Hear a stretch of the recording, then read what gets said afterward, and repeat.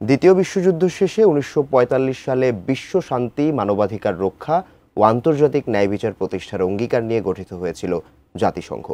শুরুতে এই সংগঠনের প্রতি বিশ্বজুড়ে ছিল প্রচণ্ড আশা ও আস্থা, কিন্তু বর্তমানে মানবাধিকারের নামে মুসলিম রক্ষণশীল সমাজ ব্যবস্থায় হস্তক্ষেপ, বিপরীতে গণহত্যা বা নিপীড়নের প্রশ্নে কার্যকর পদক্ষেপ না নেওয়ায় জাতিসংঘের বিরুদ্ধে এমন প্রশ্ন ক্রমশ জোরালো হচ্ছে। আসলে কাদের স্বার্থে কাজ করে জাতিসংঘ? বিস্তারিত আরিফ হাসানের প্রতিবেদনে।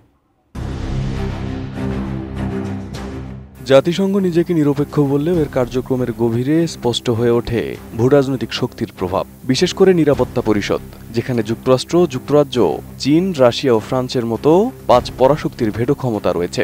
তা জাতিসংঘের ন্যায়ের দাবি হুমকির মুখে ফেলে দিয়েছে।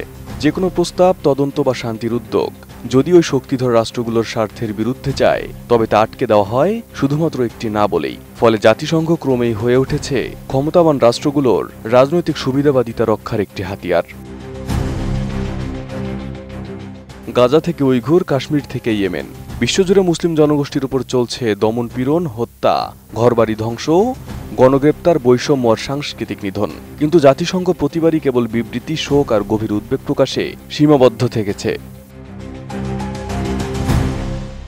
গাজায় শিশুদের অনাহারে মৃত্যু, হাসপাতালের ধ্বংসাবশেষের নিচে আর্তনাদ, স্কুল আশ্রয় কেন্দ্রে বিমান হামলা, এসবের বিরুদ্ধে জাতিসংঘের পদক্ষেপ কেবল বিবৃতির মধ্যেই রয়ে গেছে। ইসরায়েলকে রুখতে কার্যকরী কোনো পদক্ষেপ দৃশ্যমান হয়নি কখনো। চীনের সিনজিয়াং প্রদেশে বছরের পর বছর ধরে লাখ লাখ উইঘুর মুসলিমকে বন্দী করে নির্যাতন করা হচ্ছে। জাতিসংঘের তদন্ত প্রতিবেদন প্রকাশিত হলেও এখনও কোনো শক্তিশালী প্রতিক্রিয়া দেখা যায়নি, কারণ চীন নিজেই নিরাপত্তা পরিষদের স্থায়ী সদস্য।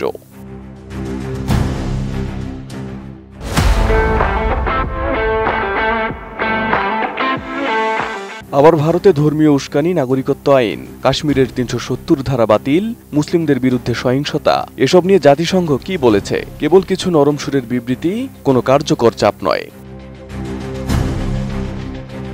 কিন্তু যখন নির্যাতিত মুসলিম জনগোষ্ঠী আত্মরক্ষার চেষ্টা করে বা প্রতিরোধ গড়ে তোলে, তখন আন্তর্জাতিক মহল, এমনকি জাতিসংঘও তাদের কার্যক্রমকে সন্ত্রাসবাদ হিসেবে তুলে ধরে। যেমন ফিলিস্তিনের হামাসকে মুসলিম বিশ্ব স্বাধীনতাকামী সংগঠন বললেও পশ্চিমা মিডিয়ারা বলে সন্ত্রাসী গোষ্ঠী, এবং জাতিসংঘ একই সুরে কথা বলে। ফিলিস্তিনের প্রতিরোধ আন্দোলনকে জাতিসংঘ বলে অভ্যন্তরীণ সহিংসতা, কাশ্মীরের আত্মনিয়ন্ত্রণ চেষ্টাকে বলা হয় চরমপন্থী বিচ্ছিন্নতাবাদ, আবার আফগানিস্তানের রক্ষণশীল সমাজ ব্যবস্থার উপর চাপ প্রয়োগের চেষ্টা চলে মানবাধিকারের নামে।